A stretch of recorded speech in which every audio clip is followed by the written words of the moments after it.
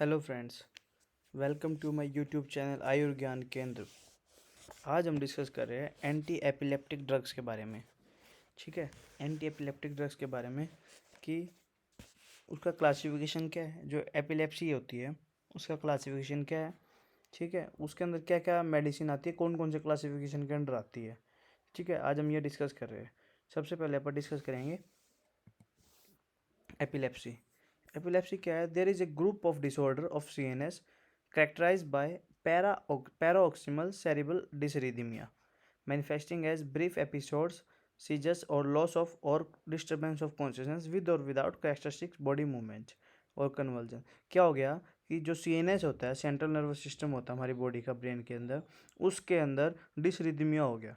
ठीक है, डिसरिथमिया होने के कारण क्या हो गया कि ब्रेन के कारण अपनी पूरी बॉडी की फंक्शनिंग ऑपरेट होती है। तो उसके अंदर क्या होगा कि फंक्शन जो एपिसोड आएंगे सीजर का, ठीक है, सीजर आ सकते हैं कि लॉस हो जाएगा कॉन्शियसनेस का, हो भी सकता है, और विदाउट बॉडी मूवमेंट के भी हो सकता है। वो कॉन्शियसनेस का लॉस होना है कि वो विदाउट बॉडी मूवमेंट और विद बॉडी मूवमेंट की, जैसे कि टॉनिक क्लोनिक जो आगे आप पढ़ेंगे, अभी डिस्कस करेंगे उसके अंदर। ठीक है, तो वो विदाउट भी हो सकता है बॉडी मूवमेंट के और विद भी हो सकता है। कन्वल्जन्स मतलब जो आप आम भाषा में बोलते हैं इसको दौरे। ठीक है, एपिलेप्सी के अंदर तो ये है एपिलेप्सी के बारे में। ठीक है, कि इसने क्या बताया, manifesting as brief of episodes of loss और डिस्टर्बेंस ऑफ कॉन्शियसनेस विद और विदाउट कैरेक्टरिस्टिक बॉडी मूवमेंट। ठीक है, और उसके बाद सेंसरी और साइकेट्रिक फिनोमिना। ठीक है, these episodes are unpredictable and their frequency is highly variable. तो इसने क्या बताया कि जो इनके एपिसोड्स आएंगे वो किस टाइम पे आएंगे, कि 5 दिन के बाद आ रहे हैं, 15 दिन के बाद आ रहे हैं, हर महीने आ रहे हैं, या 6 महीने में एक बार आ रहे हैं। तो उनकी फ्रीक्वेंसी और उनके एपिसोड्स कि दिन में एक बार आ रहे हैं, 2 बार आ रहे हैं, वो अनप्रिडिक्टेबल है। आप उनको प्रिडिक्ट नहीं कर सकते कि अब आएंगे तो अब इतनी देर में कितनी बार कब आएंगे। ये चीज़ें unpredictable and there frequency is highly variable. ठीक है, उसके बाद आ गया epilepsy. Epilepsy has a focal origin in the brain. ठीक है, कि एक प्रॉपर ब्रेन के अंदर डिफॉर्मिटीज़ प्रोड्यूस कर दी किसी भी कारणवश। ठीक है, उसके अंदर क्या हुआ फिर, manifesting depend on the site of focus, कि ब्रेन का जो कौन सा पार्ट डिस्टर्ब हुआ है, डिस्टर्ब इन द सेंस कि कौन से पार्ट की फंक्शनिंग में इशू क्रिएट हुआ है। ठीक है, जिसके कारण कि ये चेंजेस आएंगे कि बॉडी की कौन सी मूवमेंट, कौन से बॉडी के फंक्शंस इससे डिस्टर्बेंस होंगे। वो डिपेंड करता है कि एपिलेप्सी के अंदर कौन सा ब्रेन का पार्ट इन्वॉल्व है। ठीक है, region into which the discharge spread and postictals depression of the region. ठीक है, तो ये चीज़ आ गई इसके अंदर एपिलेप्सी के अंदर। अब आ गया इसके एपिलेप्सी के भेद, मतलब types, classification. Epilepsies have been classify variously. ठीक है, बहुत से क्लासिफिकेशन है, पर आप जो मेन क्लासिफिकेशन, वो मेजर टाइप ऑफ एपिलेप्सी जो है वो पढ़ेंगे, डिस्कस करेंगे इसके अंदर। ठीक है, मेजर टाइप ऑफ एपिलेप्सी के अंदर पहला आता है जनरलाइज सीजर, और दूसरा पढ़ेंगे पार्शियल सीजर। पार्शियल सीजर को बोलते हैं फोकल सीजर। ठीक है, सबसे पहले मैं आपको डिफरेंस बताता हूँ जनरलाइज सीजर के अंदर, पार्शियल सीजर के अंदर। जनरलाइज सीजर के अंदर क्या होगा कि ब्रेन का मल्टीपल पार्ट, मतलब कि दोनों पार्ट, मतलब पूरा ब्रेन एक हिसाब से आप मानने दो, पूरे ब्रेन के अंदर वो चीज़ें डिस्टर्ब होंगी। ठीक है, ब्रेन के फंक्शनिंग के अंदर दोनों के अंदर दिक्कत होगी। दूसरा पार्शियल सीजर है, जो आगे पढ़ेंगे, दूसरा क्लासिफिकेशन है। उसके अंदर क्या होगा, उसके अंदर ये होगा कि एक प्रॉपर ब्रेन का एक पार्ट के अंदर, जैसे कि 2 हेमिस्फीयर होते हैं ब्रेन के, लेफ्ट और राइट, कि किसी लेफ्ट हेमिस्फीयर के अंदर, लेफ्ट के अंदर भी एक प्रॉपर एक रीजन के अंदर, ठीक है, वहाँ के अंदर डिस्टर्बेंस आएगी, जिसके कारण कि वो जो ब्रेन का पार्ट है वो जिस फंक्शन को कैरी करता है, जिस फंक्शन को प्रोड्यूस करता है, जिस फंक्शन को ऑपरेट करता है, उसके अंदर वो डिस्टर्बेंस क्रिएट करेगा। ठीक है, तो वो आ गया पार्शियल के अंदर। जनरलाइज के अंदर आ गया कि पूरे ब्रेन के अंदर। ठीक है, अब मैं आपको चलो आगे समझाता हूँ कि जनरलाइज सीजर क्या है। कि जनरलाइज सीजर के अंदर क्या हो गया, they have a diffuse origin involving both hemisphere of the brain. ठीक है, दोनों हेमिस्फीयर ब्रेन के इसके अंदर इन्वॉल्व हो रहे हैं। ठीक है, ये चीज़ आ गई एक पहला difference. And EEG, electroencephalography, abnormalities are bilateral, दोनों हेमिस्फीयर के अंदर बायलेटरल दिखेंगी। ठीक है, अब मैं बताता हूँ ईईजी क्या होता है। ईईजी के अंदर एक शॉर्ट में बताता हूँ आपको। ईईजी क्या होता है कि इलेक्ट्रोएन्सेफिलोग्राफी, जैसे कि ईसीजी आपने सुना होगा, ईसीजी बहुत कॉमन है। ईसीजी क्या करती है, ईसीजी एक ग्राफ होता है ईसीजी क्या होता है, ग्राफ होता है, ग्राफ के फॉर्म, हार्ट की जो रिदम होता है, हार्ट की जो चाल ढाल होती है, जिस प्रकार से हार्ट अपना दिल कार्य करता है, ठीक है, उसका एक चार्ट के अंदर ग्राफ की फॉर्म में समझाना ईसीजी होता है। ठीक है, कि जैसे छः चेस्ट लीड, छः लिम्ब लीड्स होती है उसके अंदर। ठीक है, प्रत्येक जो लीड होती है वो एक अपना ग्राफ बनाती है। ठीक है, उस ग्राफ के अंदर अपन समझते हैं, वैसे ही होता है ईईजी, इलेक्ट्रोएंसेफेलोग्राफी। इलेक्ट्रोएंसेफेलोग्राफी क्या करता है कि ग्राफ की फॉर्म के अंदर ब्रेन की फंक्शनिंग जैसे प्रोड्यूस हो रही है उसको समझाता है। ठीक है, ये होता है ईईजी। ठीक है, उसके बाद इसके अंदर पहला आता है generalize tonic clonic seizure. Generalize tonic clonic seizure के अंदर आ गया जीटीसीसी, जो मेजर एपिलेप्सी है, ग्रैंड माल। ठीक है, सबसे ज़्यादा पाई जाने वाली एपिलेप्सी है। ठीक है, लास्ट लास्ट हाफ मिनट, 1 से 2 मिनट, लास्ट 1 से 2 मिनट तक इसका टाइम पीरियड होता है कि जो सीजर्स आते हैं। ठीक है, इसके अंदर सबसे पहले आप समझो कि टोनिक क्लोनिक क्या होता है। टोनिक के अंदर क्या होता है, स्टिफनेस ऑफ मसल्स होती है, और क्लोनिक के अंदर क्या होता है, जर्किंग ऑफ मसल्स होती है। टोनिक के अंदर क्या होता है, stiffness of muscles, and clonic के अंदर क्या होता है, जर्किंग ऑफ मसल्स। ठीक है, टोनिक के अंदर स्टिफनिंग ऑफ मसल्स के अंदर क्या होता है कि जो मांसपेशियां होती है उसके अंदर जकड़ाहट प्रोड्यूस होती है। ठीक है, और क्लोनिक के अंदर क्या होता है कि जर्किंग, मतलब कि हिलना, जो हाथ पैर हिलते हैं ना, जर्किंग। अपन ने एपिलेप्सी के अंदर देखा है कि पेशेंट्स को देखा है, जैसे कि देखो आप फोटो के अंदर दिख रहा है कि टॉनिक के अंदर क्या हो गया कि अकड़ गई है मांसपेशियों के अंदर, स्टिफनेस आ गई है, जकड़ाहट आ गई है। और क्लोनिक के अंदर क्या हो रहा है कि जर्किंग भी हो रही है, साथ के अंदर हिल रहे हैं हाथ, देख रहा है। ये आपको इसके अंदर मेजर डिफरेंस है। अब मैं आपको पढ़ाता हूँ जनरलाइज टोनिक क्लोनिक सीजर की definition. The usually sequence is aura, cry, unconsciousness and patient fall, tonic spasm of all body muscles. ठीक है, clonic jerking followed by prolong sleeps and depression of all CNS function. ठीक है, कि सारे CNS के function को depress कर देती है। ठीक है, इसके अंदर अनकॉन्शियसनेस भी होती है, ओरा क्राई, रोता भी है पेशेंट। ठीक है, पेशेंट में फॉल भी, गिर भी जाता है। Tonic spasm of all body, मतलब टोनिक मतलब कि सारी मसलों की जगड़ाहट, कुछ मसल्स से स्पेसिफाई भी होती है। ठीक है, उनके अंदर ये चेंजेस आता है टोनिक क्लोनिक के अंदर। जीटीसीएस जिसको बोलते हैं शॉर्ट फॉर्म के अंदर, जनरलाइज टोनिक क्लोनिक सीजर। ठीक है, उसके बाद सेकंड आता है इसके अंदर B absence seizure. Absence seizure के अंदर क्या होता है, ये जो क्लासिफिकेशन पढ़ा रहा हूँ इस बेस पे ही आगे जो क्लासीफाई होता है कि कौन सी ड्रग्स किस क्लासिफिकेशन के अंदर यूज़ होगी, वो मैं आगे फर्दर नेक्स्ट वीडियोस के अंदर डिस्कस करूंगा। ठीक है, तो एब्सेंस सीजर अब क्या है, एब्सेंस सीजर के अंदर क्या हो गया, इसको एब्सेंस सीजर क्यों बोला है, जैसे कि नाम है इसका एब्सेंस है, कि सीजर तो हैं पर अब्सेंट फॉर्म में है।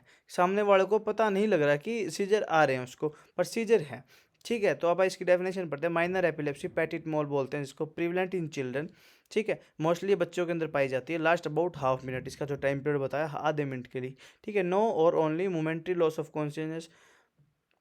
ठीक है, या तो नहीं होगा या होगा भी तो सिर्फ momentary loss of consciousness, consciousness जो होती है आदमी की वो चली जाएगी। जैसे कि कॉन्शियसनेस बोले तो कि दिमाग जो होता है, दिमाग कहीं और है। ठीक है, वो वाली चीज़ कंडीशन होगी, कॉन्शियसनेस चली जाएगी कि क्या हो रहा है आसपास, कोई उसको फर्क नहीं पड़ रहा, वो चीज़ ये इसके अंदर क्रिएट हो जाती है। एब्सेंस सीजर इसीलिए इसको बोला है, जैसे कि नाम है, नाम से ही आपको समझ आ जाएगा। ठीक है, नो फॉल, क्योंकि पिछले जीटीसीएस के अंदर क्या हो रहा था, टोनिक क्लोनिक सीजर के अंदर क्या हो रहा था, जनरलाइज के अंदर, कि पेशेंट गिर भी रहा था, मसल्स का भी जगड़ाहट हो रही थी। ठीक है, जर्किंग भी हो रही थी, टोनिक भी हो रहा था, क्लोनिक भी हो रहा था, दोनों चीज़ें हो रही थी। इसके अंदर पेशेंट गिरेगा नहीं। ठीक है, पेशेंट अपेरेंटली फ्रीज। ठीक है, पेशेंट क्या हो जाएगा, एक जगह पे रुक जाएगा, जैसे कि होता नहीं है कई बार किसी एक जगह पे आप फोकस कर लेते हैं बैठे बैठे, तो वो होता है पेशेंट अपेरेंटली फ्रीज हो जाएगा, स्टेयर्स इन वन डायरेक्शन, एक ही डायरेक्शन के अंदर देखेगा। ठीक है, नो मस्कुलर कंपोनेंट और मिनिमल बायलेटरल जर्किंग और ब्लिंकिंग ऑफ आइज। ठीक है, हल्की फुल्की कोई जर्किंग हो सकती है, मिनिमल बायलेटरल जर्किंग। ठीक है, और ब्लिंकिंग ऑफ आइज, और blinking of eye. EEG shows characteristic 3 cycles per second spikes and wave pattern. ठीक है, जो ईईजी होती है वो शो करेगी 3 cycles, second spike and wave pattern. ठीक है, मल्टीपल एपिसोड में अकर ईच डे। ठीक है, ऐसे एपिसोड दिन के अंदर कई बार आएंगे। सीजर्स में रेमिट स्पॉन्टेनियसली इन एडोलोसेंस। ठीक है, उसके बाद आता है एटॉमिक सीजर। एटॉमिक सीजर जो होता है थर्ड पार्ट होता है जीटीसीएस के अंदर। जीटीसीएस का क्लासिफिकेशन पढ़ रहे हैं, उसके अंदर अपन देखो, ये देखो, जीटी जनरलाइज सीजर है, इसके अंदर जीटीसीएस था, जीटीसीएस के बाद सेकंड अपन ने पढ़ा जनरलाइज सीजर के अंदर एब्सेंस सीजर, उसके बाद थर्ड पढ़ रहे हैं एटॉमिक सीजर। एटॉमिक सीजर के अंदर brief loss of consciousness with relaxation of all muscle due to excessive inhibitory changes. ठीक है, ब्रीफ लॉस ऑफ कॉन्शियसनेस हो जाएगा सारी मसल्स का रिलैक्सेशन हो जाएगा एक्सेसिव इनिबिटरी डिस्चार्ज के कारण, पेशेंट में फॉल, गिर भी सकता है पेशेंट। ठीक है, ये एटॉमिक सीजर्स कम पाए जाते हैं इसके पेशेंट्स एटॉमिक के अंदर। ठीक है, एटॉमिक सीजर्स एकाइनेटिक एपिलेप्सी बोलते हैं। फोर्थ वन है इसके अंदर मायोक्लोनिक सीजर। मायो मतलब होता है muscles, myoclonic seizure. Tonic clonic, clonic मतलब जर्किंग। ठीक है, मायो मतलब मसल्स, मसल्स की जर्किंग होना। ठीक है, नाम से इसका पता चल रहा है। ठीक है, डेफिनेशन के अंदर घुसने की जरूरत नहीं है, डेफिनेशन सिर्फ नाम ही हर एक चीज़ की अपनी एक डेफिनेशन को बता देता है। ठीक है, तो जैसे मायोक्लोनिक सीजर आ गया। ठीक है, मायो मतलब मसल्स, क्लोनिक मतलब टॉनिक, और क्लोनिक मैंने बताया था टॉनिक के अंदर क्या होता है कि मसल स्पाज्म होता है, और क्लोनिक के अंदर क्या होता है, जर्किंग होता है। तो मायोक्लोनिक सीजर। ठीक है, जर्किंग हो रही है मांसपेशियों की, सीधी बात है, मसल्स की। Shock like momentary contraction of muscles of limb और है होल और द होल बॉडी। ठीक है, कॉन्ट्रैक्शन हो जाता है, कुछ मोमेंट्री कॉन्ट्रैक्शन हो जाता है मसल्स का, लिम्ब की, हाथ पैरों की, अपर लिम्ब लोअर लिम्ब जैसे होता है, होल बॉडी का। ठीक है, मायोक्लोनिक जर्किंग भी हो सकती है, मे बी मायोक्लोनिक जर्किंग में एनी टाइप ऑफ जनरलाइज और partial seizure involving specific muscles group. ठीक है, उसके बाद आता है इन्फेंटाइल स्पाज्म, ये होता है बच्चों के अंदर, जैसे कि नाम है इन्फेंटाइल। ठीक है, हाइपरसेरिथमिया जिसके अंदर जिसको बोला गया है see in infants probably not a form of epilepsy. ठीक है, मैक्सिमम ये इसको अपन ने जो है एपिलेप्सी की फॉर्म में नहीं मारा। Intermittent muscle spasm and progressive mental deterioration, diffuse changes in the interseizure EEG are noted. ठीक है, ये अपने को ईईजी के अंदर देखने को मिलता है चेंजेस। उसके बाद आता है सेकंड जो क्लासिफिकेशन पार्शियल सीजर, जिसको फोकल बोला। फोकल का मतलब हो गया, फोकल का मतलब ये हो गया कि एक प्रॉपर पार्ट ब्रेन का डैमेज हुआ है, डिस्टर्ब हुआ है, जिसके अंदर जिसके कारण की बॉडी की एक फंक्शनिंग के अंदर चेंजेस आए हैं। ठीक है, दे हैव ए यूनिलेटरल, एक तरफ, जैसे कि ब्रेन के दो बार वो बताया मैंने, हेमिस्फीयर लेफ्ट और राइट, उसके अंदर unilateral localise origin in the brain. Origin मतलब इसका जो उत्पाद है, मतलब शुरुआत है, जो स्टार्टिंग है, वो ब्रेन के एक लोकलाइज पार्ट के अंदर, बट में स्प्रेड टू स्मॉल और लार्ज एरिया। ठीक है, परंतु वो स्मॉल एरिया के अंदर और लार्ज एरिया के अंदर डिफ्यूज हो सकता है। तो मतलब कि पार्शियल सीजर, देखो आगे बढ़ाता हूँ मैं आपको, और to the whole brain, focal origin में बी एविडेंट क्लिनिकली और may be directly in the EEG. ठीक है, क्लिनिकली भी आप इसको देख सकते हैं। ठीक है, और ईईजी के अंदर भी अपन देख सकते हैं। मतलब पार्शियल सीजर पहले फोकल है, मतलब फोकल जो सीजर है, पार्शियल सीजर है, वो इन फ्यूचर के अंदर जनरलाइज के अंदर कन्वर्ट हो सकता है कि एक जगह पे कोई डिस्टर्बेंस हुआ ब्रेन के, पर उसको अपन ट्रीट नहीं कर पाया, किसी भी कारणवश पेशेंट के अंदर वो ट्रीट नहीं हो पाया, तो उसके बाद वो इन फ्यूचर जनरलाइज के अंदर चेंज हो जाएगा। उसके बाद आता है simple partial seizure. Simple partial seizure के अंदर क्या आता है, depending on the area of the cortex involve. ठीक है, कि ये डिपेंड करता है कि ब्रेन के कोर्टेक्स का कौन सा एरिया इन्वॉल्व है। ठीक है, sudden onset unilateral clonic jerking. ठीक है, अचानक ही एक तरफ क्लोनिक जर्किंग होने लग जाती है of A group of muscles एक के अंदर, या कोई और लिम्ब, कोई एक लिम्ब के अंदर। ठीक है, लास्टिंग 30 से 90 सेकंड के बीच में, मतलब कि आधी मिनट से 1.5 मिनट तक इसका टाइम पीरियड। और localize sensory disturbance such as pin prick, visual, auditory hallucination, इस टाइप की कंडीशन इसके अंदर सिम्टम्स दिखाई देते हैं सिंपल पार्शियल के अंदर। उसके बाद आता है complex focal. Complex focal simple partial seizure, इसके अंदर ए पार्ट और बी पार्ट आ गया, इसके अंदर सेकंड क्लासिफिकेशन आ गया टेम्पोरल लोब एपिलेप्सी। इसके अंदर क्या होगा कि ब्रेन के अंदर जो टेम्पोरल लोब होता है उसके अंदर चेंजेस आएंगे। उसके चेंजेस के आने के बाद क्या होता है, अटैक ऑफ बिजेयर, विचित्र विचित्र, ठीक है, एंड कन्फ्यूज बिहेवियर रहेगा, पर्पजलेस मूवमेंट हो जाएगी। कि कई बार आपने कुछ पेशेंट्स देखे होंगे, कुछ आदमी व्यक्ति देखे होंगे आपने अपनी लाइफ के अंदर, कि कुछ भी करते हैं, उनका कोई मन करे चाहे ना करे, कुछ भी करते हैं वो। ठीक है, तो कोई मतलब नहीं उनको, कोई कार्य भी कर रहे हैं तो उसके अंदर कोई रुचि नहीं है। ठीक है, बिहेवियर लेस है, वो कंफ्यूज है वो अपने, वो चीज़ें इसके अंदर अपने को देखने को मिलेगी कॉम्प्लेक्स फोकल के अंदर। ठीक है, the patient has no recollection of attack. ठीक है, an aura often precedes the seizure, focus is located in the temporal lobe. ठीक है, ये इसकी पहचान है, ये है कॉम्प्लेक्स फोकल। इसके बाद आता है सेकेंडरी जनरलाइज। ठीक है, थर्ड वाला इसके अंदर आता है सेकेंडरी जनरल बिकेन वन फोकल, जो मैंने आपको बताया कि फोकल के अंदर एक एक पार्ट के अंदर था और वो स्प्रेड हो गया पूरे बोथ ब्रेन के अंदर, तो वो जनरलाइज के अंदर कन्वर्ट हो गया। अब इसके अंदर एक नोट्स आता है जो इंपॉर्टेंट होता है, most of the cases of epilepsy as primary idiopathic. ठीक है, कि कुछ नहीं पता उसका क्या कोज है, ठीक है। अननोन कॉज होते हैं, ठीक है, कॉज का कोई पता नहीं है, ठीक है। सम में भी सेकेंडरी ड्यू टू ट्रोमा, और कुछ क्या होते हैं, किस कारण हो गया कि कोई ट्रोमा हो गया, किसी को इंजरी होगी, कोई RSC हुआ, रोड साइड एक्सीडेंट हो गया, उसके अंदर की ब्रेन इंजरी होगी, ब्रेन के अंदर हेड के अंदर कोई ट्रोमा हुआ है जिसके कारण की ये चेंजेस आ रहे हैं। सर्जरी ऑन द हेड, की कोई सर्जरी हुई है उसके कारण कोई दिक्कत आ रही है, पोस्ट ऑपरेटिव के अंदर दिक्कत आ रही है, ये पोस्ट ऑपरेटिव कंडीशन के अंदर इंट्राक्रैनियल ट्यूमर हुआ है, उसके अंदर ट्यूबरकुलोमा, सिस्टिसिरोसिस, इसके अंदर क्या होता है कि टेपवर्म इन्फेक्शन होता है सिस्टिसिरोसिस, ठीक है। सेरिबल इस्कीमिया, इसके अंदर इस कंडीशन के अंदर भी ये चीज़ें दिखाई दे सकती है। जो सेकेंडरी के अंदर treatment is symptomatic, depends mostly on the seizure type, कि कौन से सीजर है उस टाइप के ऊपर डिपेंड करता है, but not on the etiology of seizure, ठीक है।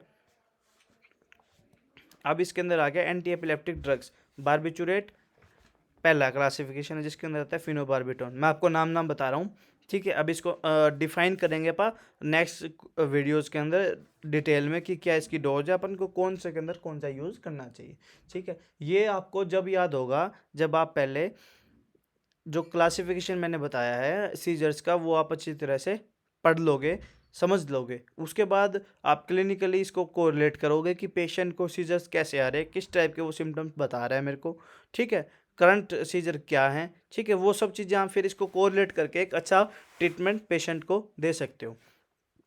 बारबिचुरेट के अंदर आता है फिनोबार्बिटोन, सेकंड आता है डिऑक्सी बारबिचुरेट, जिसके अंदर आता है प्रीमिडोन, ठीक है। ये है बारबिचुरेट एक ड्रग्स का क्लासिफिकेशन, उसके अंदर आती है फिनोबार्बिटोन ड्रग, ठीक है।